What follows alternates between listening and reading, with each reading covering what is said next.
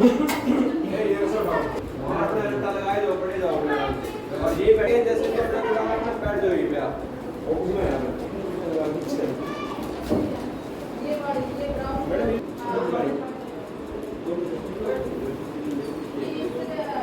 ये वाली ये सही है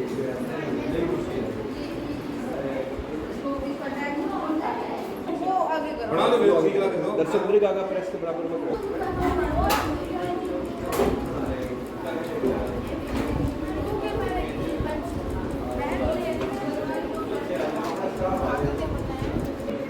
बेटा ये पेटी मार को आगे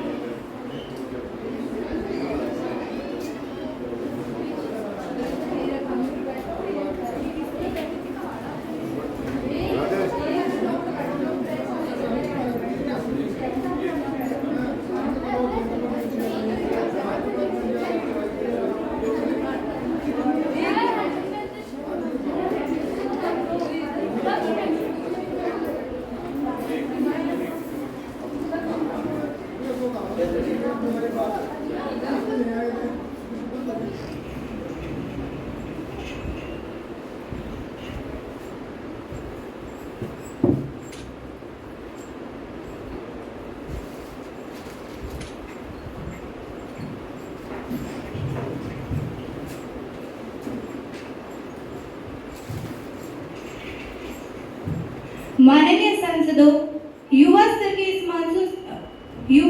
के इस मानसून सत्र में आप सबका हार्दिक स्वागत है। नए सदस्य शपथ ग्रहण अथवा प्रतिज्ञा करेंगे महासचिव महोदय। कुमारी नेहा जो कि हिसार से लोकसभा क्षेत्र निर्वाचित हुई हैं, अब शपथ ग्रहण करेंगी। कुमारी नेहा।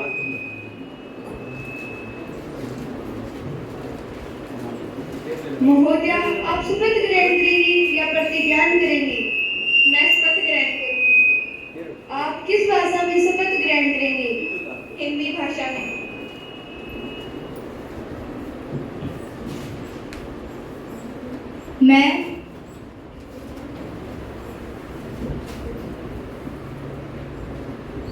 मैं नेहा जो युवा संसद की लोकसभा की सदस्य निर्वाचित हुई हूँ, ईश्वर की शपथ लेती हूँ कि मैं विधि द्वारा स्थापित भारत के संविधान के प्रति श्रद्धा और निष्ठा रखूंगी, देश की प्रभुसत्ता और एकता को बनाए रखूंगी तथा जिस पद को मैं ग्रहण करने वाली हूँ उसके कर्तव्यों का श्रद्धापूर्वक निर्वहन करूंगी।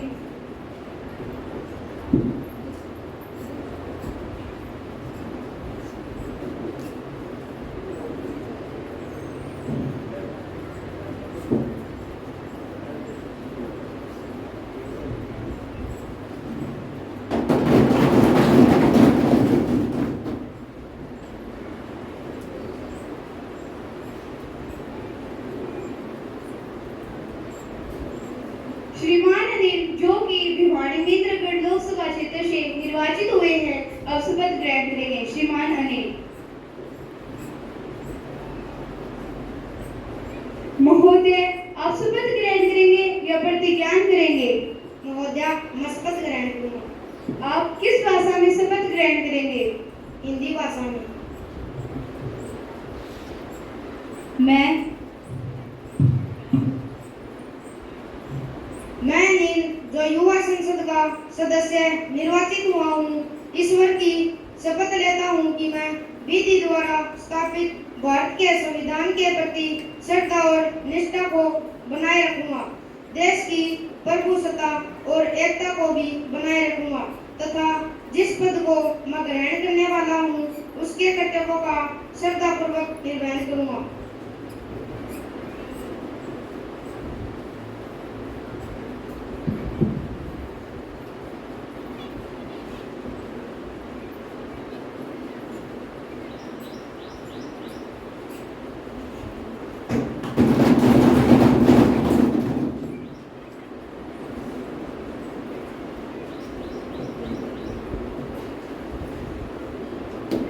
कुमारी प्रीति जो कि रोहतक लोकसभा क्षेत्र से निर्वाचित हुई है अब शपथ ग्रहण करेंगी। कुमारी प्रीति।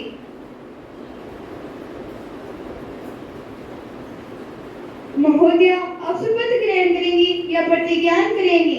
महोदय, मैं शपथ ग्रहण करूंगी। आप किस भाषा में शपथ ग्रहण करेंगी? In English language. I,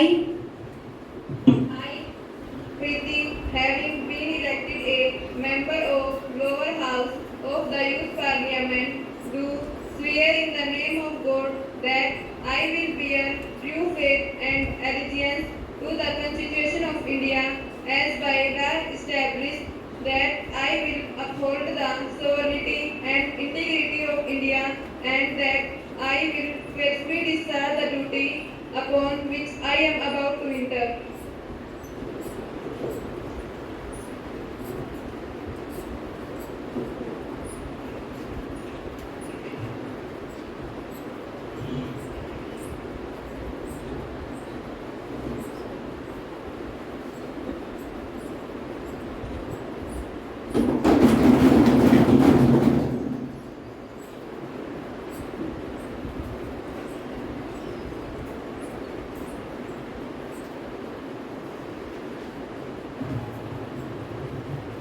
सम्मानित सदस्यगणों, मेरा यह कर्तव्य बनता है कि मैं आपको इस दुखद घटना के बारे में जानकारी दूं कि 12 जून को अहमदाबाद में प्लेन क्रैश की दुखद घटना ने 275 जिंदगियों को निगल लिया, जिनमें गुजरात के पूर्व मुख्यमंत्री श्री विजय रूपाणी जी भी शामिल थे। वे एक व्यापारी घराने में जन्मे सफल समाज सेवी एवं राजनीतिज्ञ थे। मैं उनके व अन्य यात्रियों के परिवारों के प्रति हार्दिक संवेदना प्रकट करती हूँ। भगवान उनकी आत्मा को शांति दे।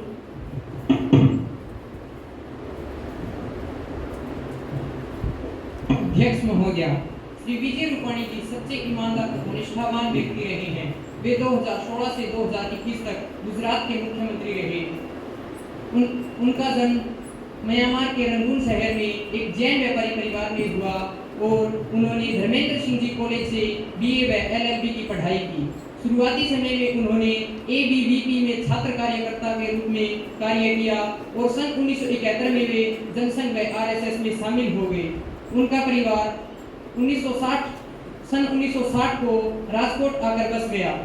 12 जून 2025 को अहमदाबाद हवाई अड्डे से लंदन की ओर जाने वाली एयर इंडिया 171 की यात्रियों में शामिल थे, जो उड़ान भरते ही दुर्घटनाग्रस्त हो गई। भगवान उनकी आत्मा को शांति दे। मैं प्राइम मिनिस्टर सरकार की ओर से श्री विजय रूपाणी जी को श्रद्धांजलि देता हूँ। अध्यक्ष महोदया, आप सभी व सदन के नेता द्वारा अर्पित की गई श्रद्धांजलि में अपने आप को संयोजित करती हूँ। मैं ये समाचार सुनकर बहुत दुखी हूँ कि श्री रूपाणी जी हमारे बीच नहीं रहे। वे किसी एक पार्टी के नेता न होकर सभी के नेता थे। मैं दलगत राजनीति से ऊपर उठकर उनके निधन पर शोक व्यक्त करती हूँ। भगवान उनके परिवार व विमान यात्रियों के परिवार को दुख रहने की शक्ति प्रदान करें।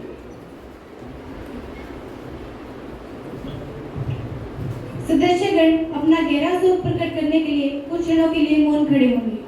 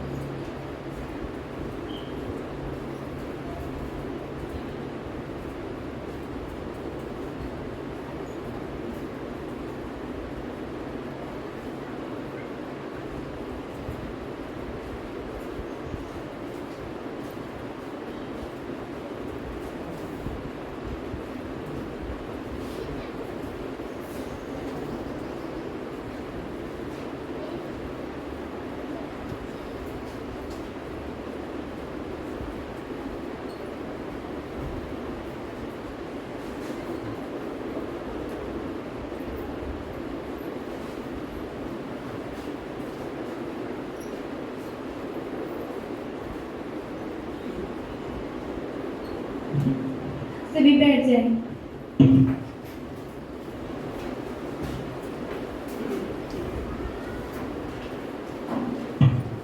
महासचिव जी शोक संतप्त परिवारों को संवेदना संदेश भेजें।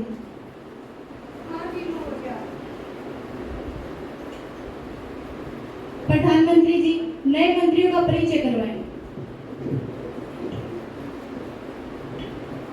अध्यक्ष महोदया, मैं आपके माध्यम से नए सदस्यों का सदन से परिचय करवाता हूँ। श्रीमान अनिल, जो कि भिवाड़ी में नरगढ़ लोकसभा क्षेत्र से निर्वाचित हुए हैं। श्रीमान अनिल। कुमारी प्रीति, जो कि हिसार लोकसभा क्षेत्र से निर्वाचित हुई हैं। कुमारी प्रीति।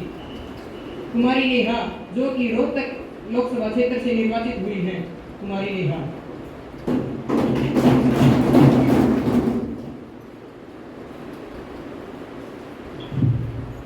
अभिप्रेषण काल आरंभ होता है।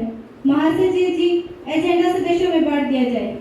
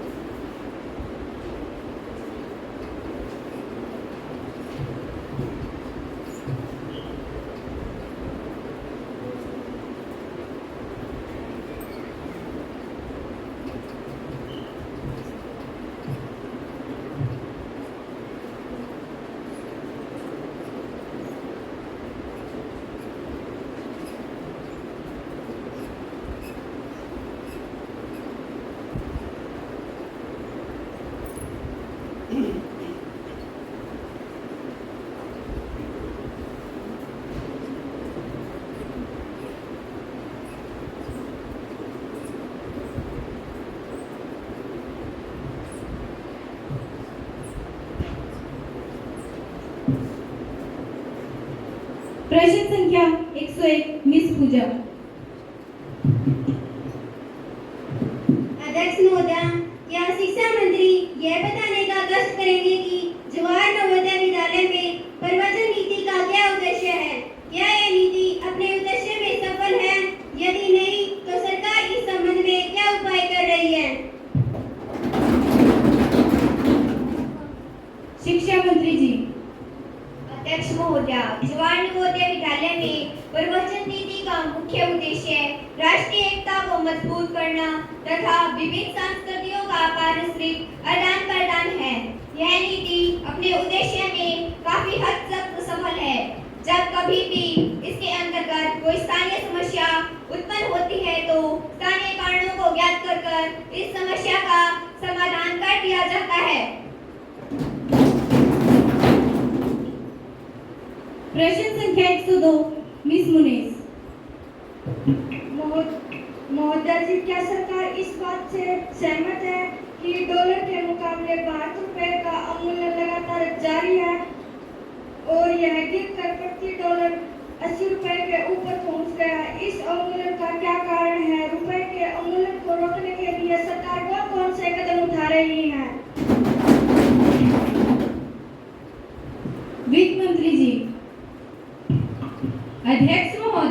सरकार को यह जानकारी है कि डॉलर के मुकाबले रुपए का अवमूल्यन हो रहा है।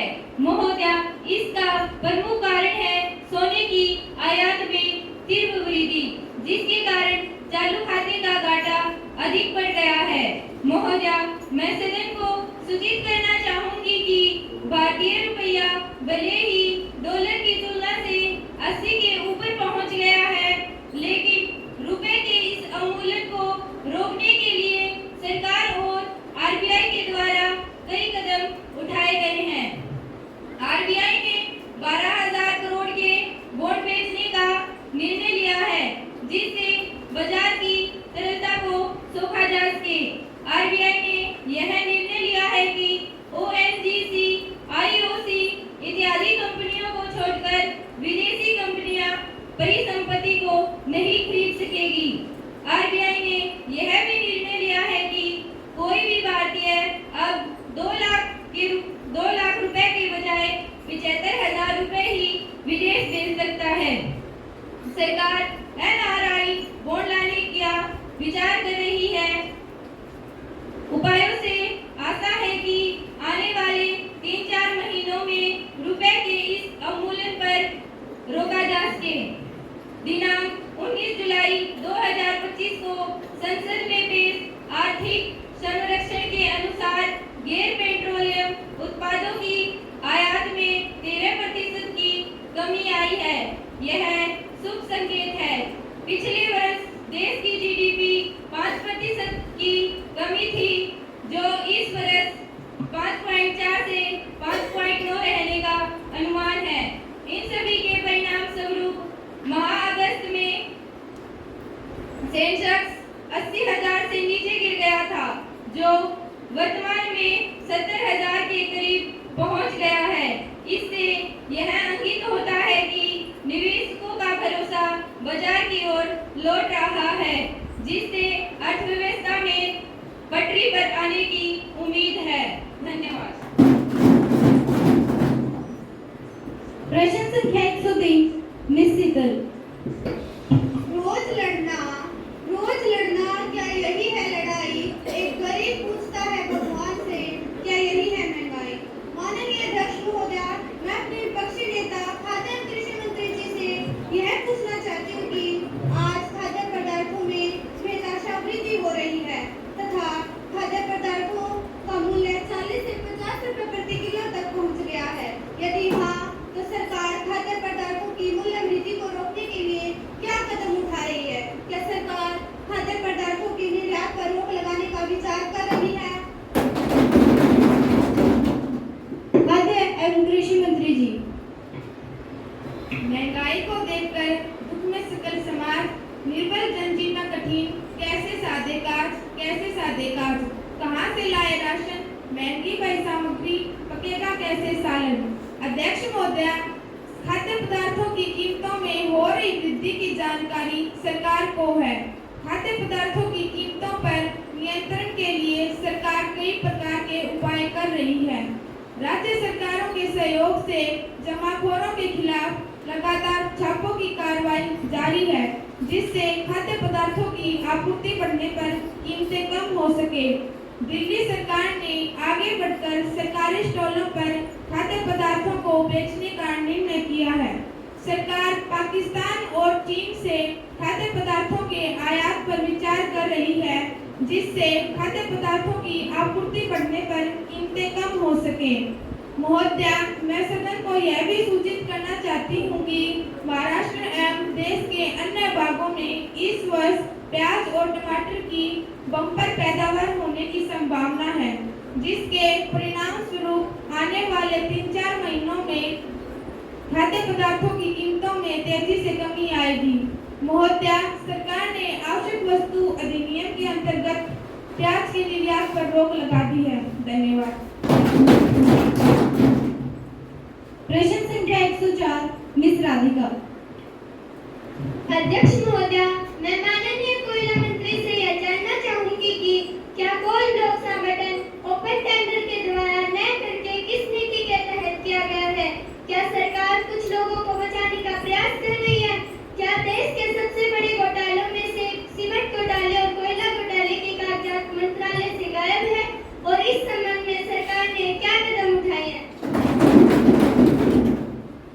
कोयला मंत्री जी।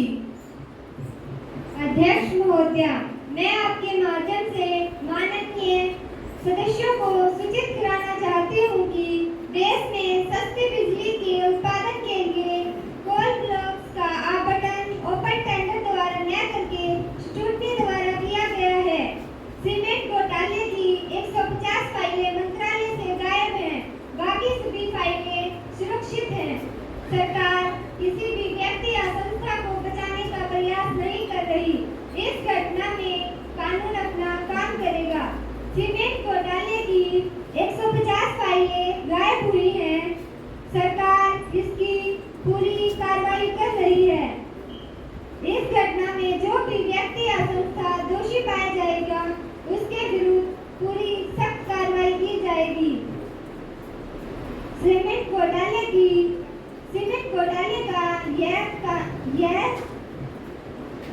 घोटाले का यह केस सर्वोच्च न्यायालय में ही चल रहा है।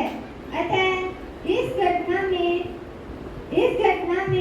न्यायालय द्वारा निर्णय न देने तक हमें इंतजार करना पड़ेगा। प्रश्न संख्या 105 मिस कोमल।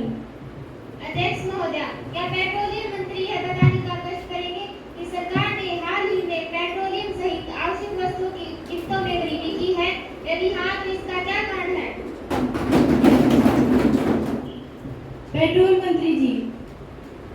महोदया, मैं इराक में चल रहे गहरे युद्ध के कारण अंतर्राष्ट्रीय बाजार में कच्चे तेल के दाम काफी बढ़ गए हैं, जिसके परिणाम स्वरूप तेल कंपनियों का घाटा भी बहुत अधिक बढ़ चुका है। इसके अतिरिक्त मैं माननीय सदस्य को यह भी सूचित करना चाहूंगी कि पेट्रोल और डीजल की कीमतों का निर्धारण बाजार दर के आधार पर किया जाता है, क्योंकि पेट्रोल और डीजल की कीमतों को सरकार द्वारा डीरेगुलेट कर दिया गया है। महोदया, मैं यह कहना चाहूंगी कि यह ठीक है कि सरकार ने मूल्यों में वृद्धि की है, किंतु यह वृद्धि विशेष रूप से पेट्रोलियम पदार्थों में की गई है। अन्य आवश्यक वस्तुओं के मूल्यों में वृद्धि कदापि नहीं हुई है और इसका मुख्य कारण अंतर्राष्ट्रीय बाजार में तेल एवं अन्य पदार्थों में आई भारी वृद्धि है। मेरे विचार से यह सरकार द्वारा ग्राहकों को समय पर दी जा रही छूट का भी परिणाम है। तेल पुल के घाटे को नियंत्रित करने के लिए मूल्य वृद्धि की गई है। धन्यवाद। कोई पूरक प्रश्न? जी महोदया, मैं वित्त राज्य मंत्री जी से यह पूछना चाहूंगी, क्या इस मूल्य वृद्धि से हमारी अर्थव्यवस्था बुरी तरह प्रभावित हुई है अथवा नहीं, और क्या सरकार ने इस मूल्य वृद्धि को रोकने के लिए कोई उपाय किए हैं या नहीं? क्या सरकार ने इस बात पर विचार किया है कि देश में बढ़ रही भयंकर सूखे की स्थिति में समाज के मध्यम तथा निम्न लोगों के पर क्या प्रभाव पड़ेगा? वित्त राज्य मंत्री जी। अध्यक्ष महोदया, मैं आपके माध्यम से यह बताना चाहता हूं कि सरकार ने अवश्य ही अर्थव्यवस्था के सभी पहलुओं पर विचार किया है। यह निर्णय हमारे पूरे मंत्रिमंडल द्वारा लिया गया है। सरकार ने मध्यम तथा निम्न वर्ग के लोगों के आवश्यकताओं का पूरा ध्यान रखा है। जैसे कि पहला, पेट्रोल पदार्थों में मूल्य वृद्धि के बावजूद भी जन परिवहन निगम के किरायों में कोई वृद्धि नहीं की गई है। दूसरा, एलपीजी पर आज भी 70% सब्सिडी दी जा रही है। तीसरा, सरकार डीजल के मूल्य की डबल प्राइसिंग पर भी विचार कर रही है। धन्यवाद। प्रश्न संख्या 106 मिस रवीना। अध्यक्ष महोदया, क्या वित्त मंत्री यह बताने का कष्ट करेंगे कि क्या भारतीय अर्थव्यवस्था की मंदी की चपेट में है, क्योंकि हमारी जीडीपी लगातार कम होती जा रही है? यदि हाँ, तो सरकार की नीतियां इस मंदी के लिए जिम्मेदार रही। सरकार इस संकट से निपटने के लिए क्या उपाय कर रही है? वित्त मंत्री जी। माननीय अध्यक्ष महोदया, यूएस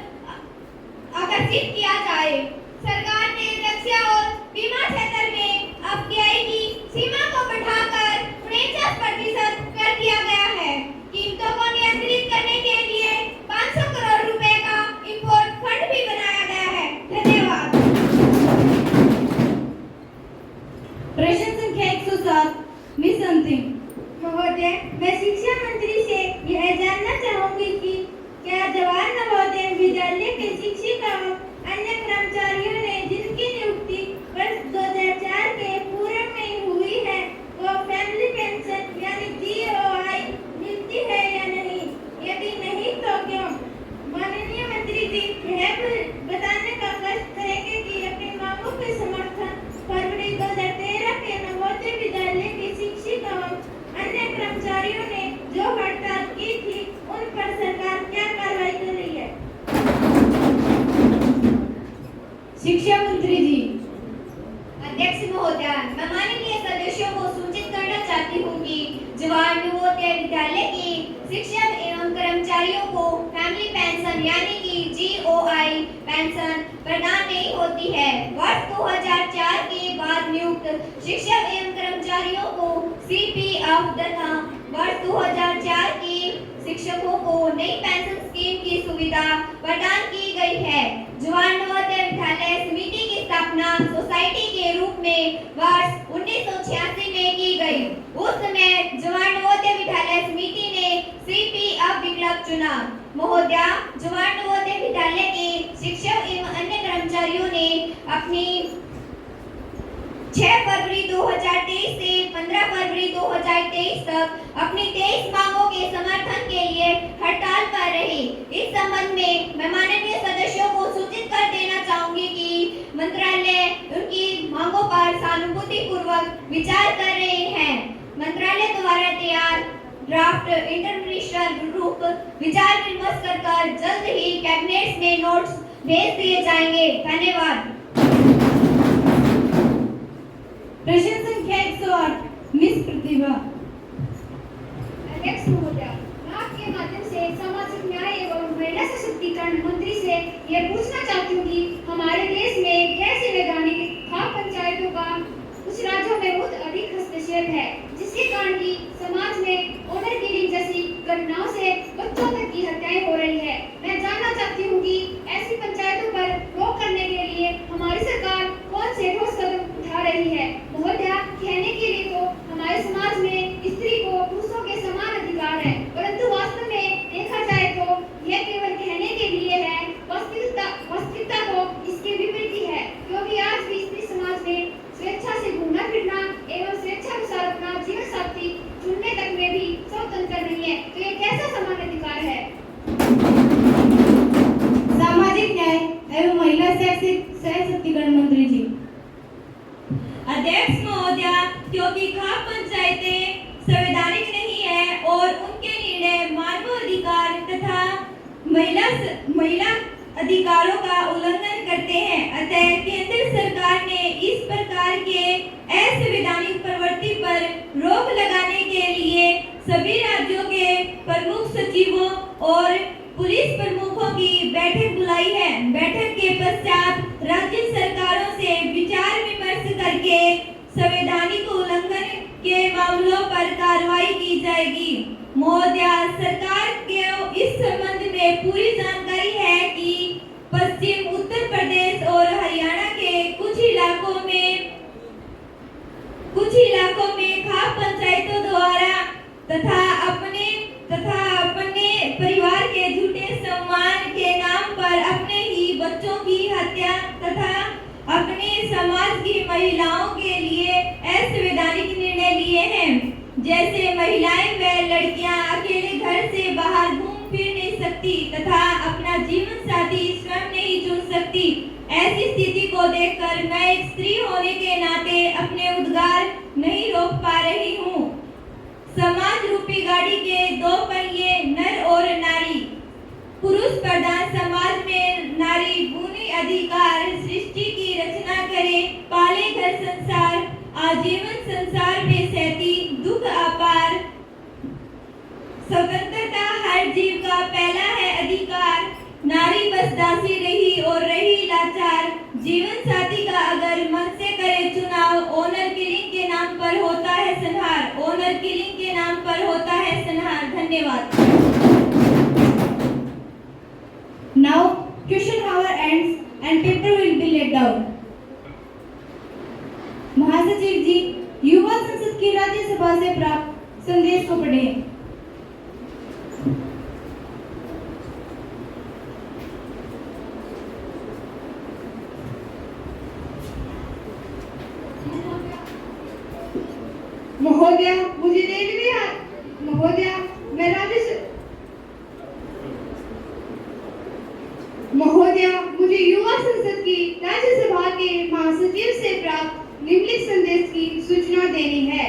महोदया, युवा संसद के राज्यसभा के प्रक्रिया तथा कार्य संचालन के विभाग के अनुसार मुझे रेलवे यात्री सुविधाएं सुधार विधेयक 2024 के प्रति सभा पटल पर रखने का निर्देश हुआ है, जो कि राज्यसभा 5 फरवरी 2024 के प्रति की हुई बैठक में पारित किया गया था। महासचिव जी, राज्यसभा के विधेयक राज्यसभा से पारित किए गए विधेयक के प्रति सभा पटल पर रखें। महोदया, मैं राज्यसभा द्वारा पारित किए गए रेलवे यात्री सुविधाएं सुधार विधेयक 2024 की प्रति सभा पटल पर रखती।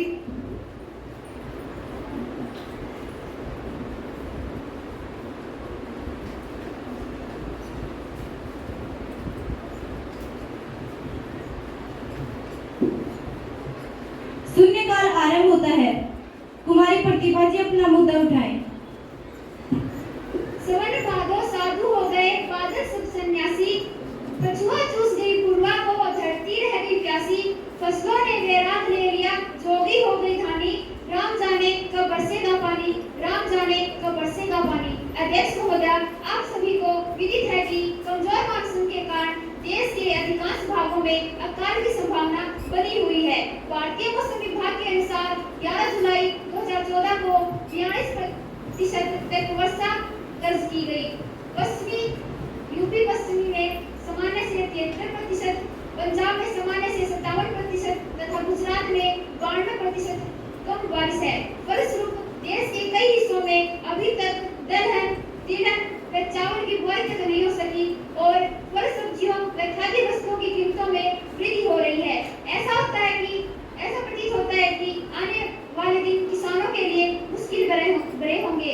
अतः मेरा सरकार से आग्रह है कि कमजोर मानसून और सूखे की संभावना को गंभीरता से लेते हुए पहले से ही उचित कार्य योजना तैयार कर ले, ताकि किसानों और आम आदमी को राहत पहुंचाई जा सके। संसदीय कार्य मंत्री जी। I will convey this matter to the concerned ministers.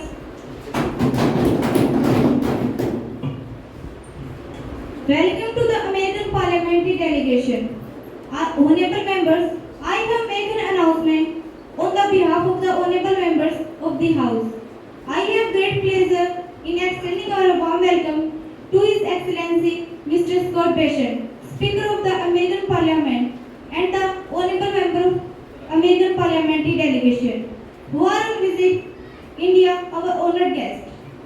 The other honorable member of delegation are Secretary of Agriculture, Brock Rowling, Secretary of State, Marco Rubio.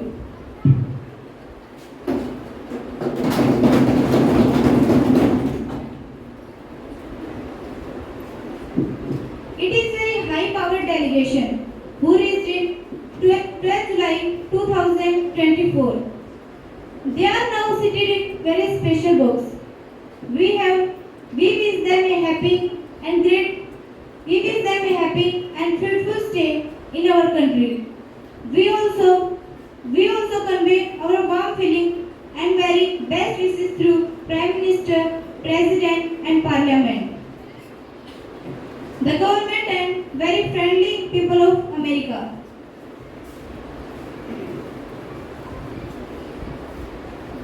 Now let's take up the calling attention.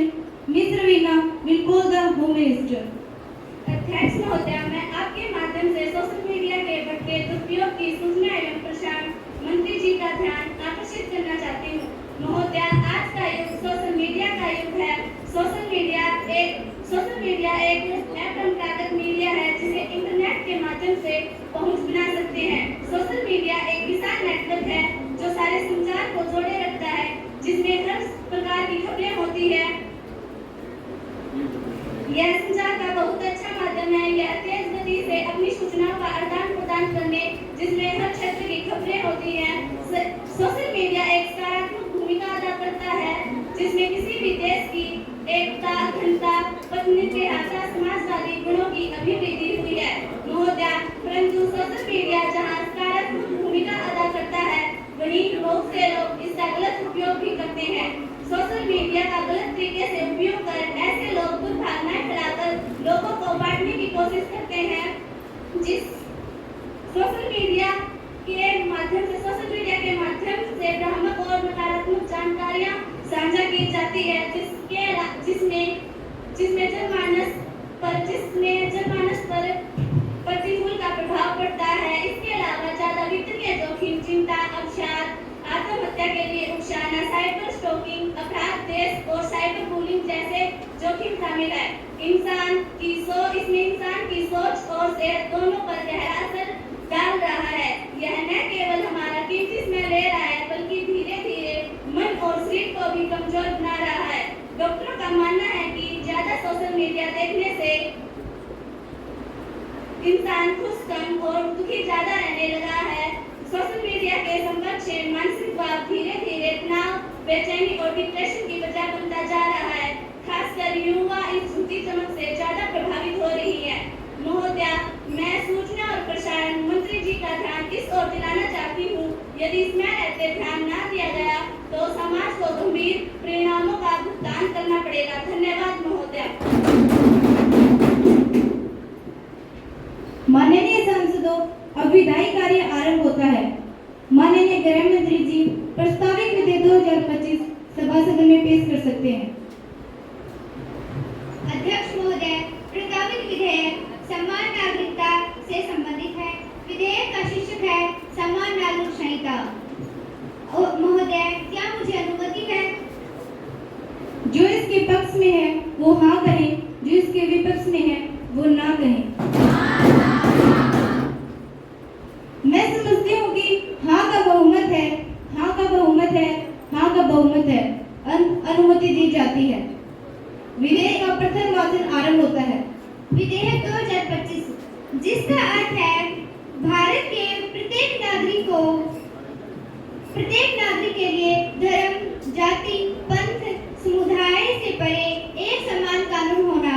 संविधान के अनुच्छेद 44 के अंतर्गत समान नागरिक कानून का उद्देश्य विवाह, तलाक, गोद लेना और उत्तराधिकारी जैसे व्यक्तिगत कानूनों में कोई भेदभाव न हो और भारत के सभी नागरिकों को समान अधिकार मिले।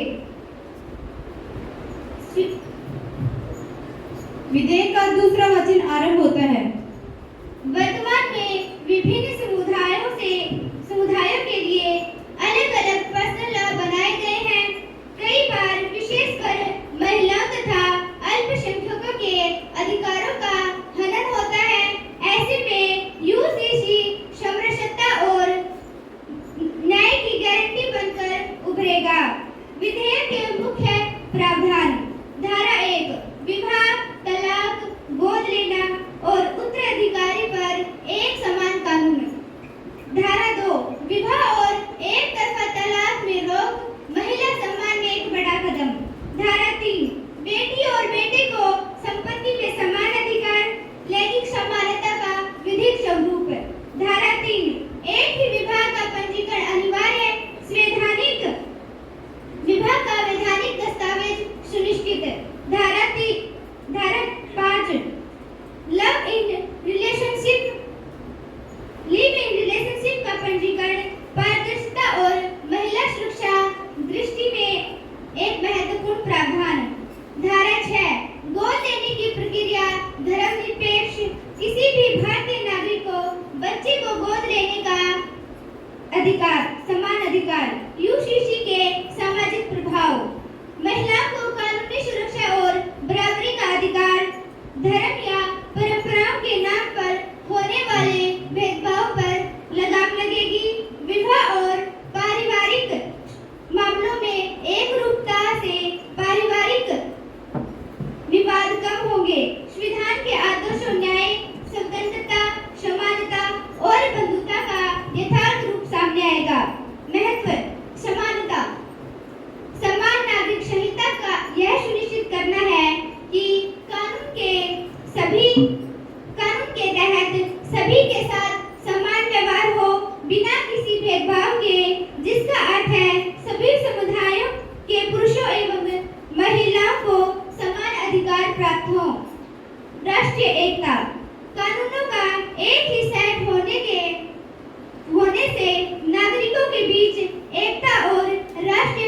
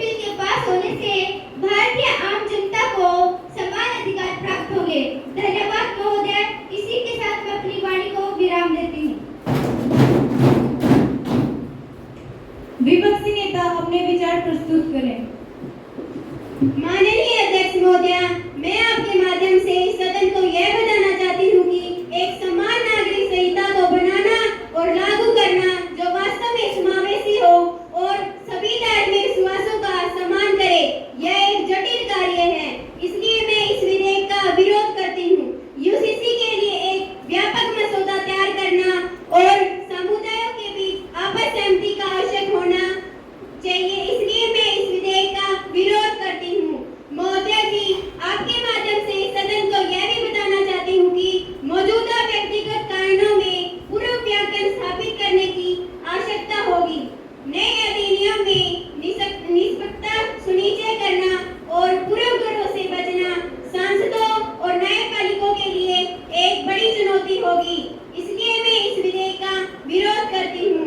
महोदया जी, समान नागरिक संहिता के क्रियान्वयन से विभिन्न धार्मिक समूह और सामुदायिक नेताओं की ओर से बड़ी प्रतिक्रियाएं भड़क सकती हैं। उन्हें बदलने या बदलने का कोई भी प्रयास धार्मिक पहचान पर हमले के रूप में देखा जा सकता है। इसके कारण कई क्षेत्रों में सामाजिक अशांति फैल सकती है। यह एक बहुत संवेदनशील मुद्दा है। इसलिए मैं इस विधेयक का विरोध करती हूँ। विधेयक का तीसरा वाचन आरंभ होता है। Now the question is that clause 27 stand part of the bill. Those who are in favor may say yes, those against will say no. I think yes have it, yes have it, yes have it. The motion is adopted. Clause 27 stand part of the bill. Now the question is that clause enacting formula and title stand part of the bill. Those in favor will say yes, those who are against will say no. I think yes have it, yes have it, yes have it. The motion is adopted. Now House is adjourned to meet again 28 July 2025 at 11 AM.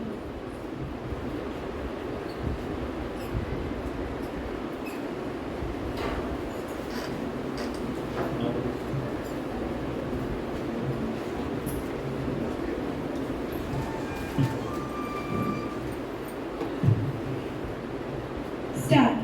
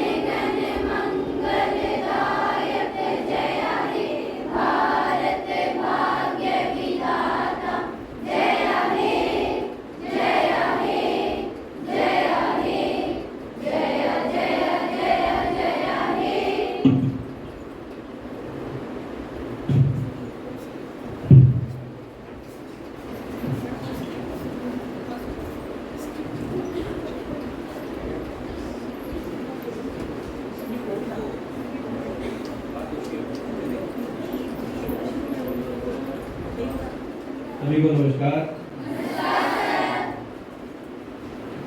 बच्चों, हमारे बीच में मौजूद है श्री अजय जी, जो हमारे जजेस में है। Ajay Kumar ji PGT PM Shri school बजीना से, इनका हम हार्दिक अभिनंदन और स्वागत करते हैं। Shri Satish Kumar ji PGT GT press अलगपुरा से, और मैम श्रीमती रूबी पीजीटी जीजी प्रेस धनाना से। आप सभी जजेस साहिबान का हम लोग हमारे स्कूल कैंपस की तरफ से और रिव्यू साहब की तरफ से आपका हार्दिक अभिनंदन और स्वागत करते हैं। तो बच्चों, मैं चाहूँगा कि जो अनुभव इन लोगों को है वो अनुभव आपके साथ शेयर करें और आपको आपके बारे में, आपसे संबंधित इनका जो ज्ञान है, इनका जो नॉलेज है वो आपसे शेयर करें। सर, बिना बुक के तो सब ऐसे सोच रहे हैं कि हम रियल संसद में बैठे हैं, है ना। तो ये अच्छी बात की आपकी टीवी पहली बार मौका मिला हुआ है, पहले भी नहीं था। तो पहली बार भी इतना बढ़िया करना बताइए, एक अच्छी प्रतिभा प्रदर्शित करती है, सभी बच्चों ने लगभग बढ़िया किया है। तो मैं ये कहूँगा ये सब्जेक्ट पॉलिटिकल साइंस का टॉपिक है ये, है ना। युवा संसद जो सब्जेक्ट टीचर होता है वही तैयारी कराता है, और यहाँ सब्जेक्ट के टीचर ना उठते हुए भी इकोनॉमिक्स टीचर और मैडम को इंग्लिश की है उन्होंने इतनी देर तैयारी कराई। तो मैं तो आपके सेटअप देख के एक प्रभावित हो गया था। मास्टर ने अच्छी तैयारी करवा रखी है, तो सर भी इसके लिए मैं बधाई देना चाहूँगा, सर भी बधाई टीचर नहीं है, सब्जेक्ट नहीं है, उसके बावजूद आपने इतना अच्छा किया, तो वो काबिल तारीफ है। Thank you.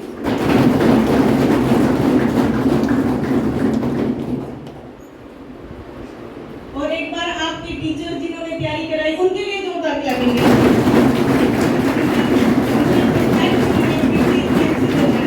अजय सर जब आपके बीच में आ रहे थे तो अजय सर की हेल्प को देख के मेरे को लगा यार बच्चे चुप ना हो जाएंगे। सर एक बार आप ही कुछ अपने विचार आइडिया शेयर कीजिए सर।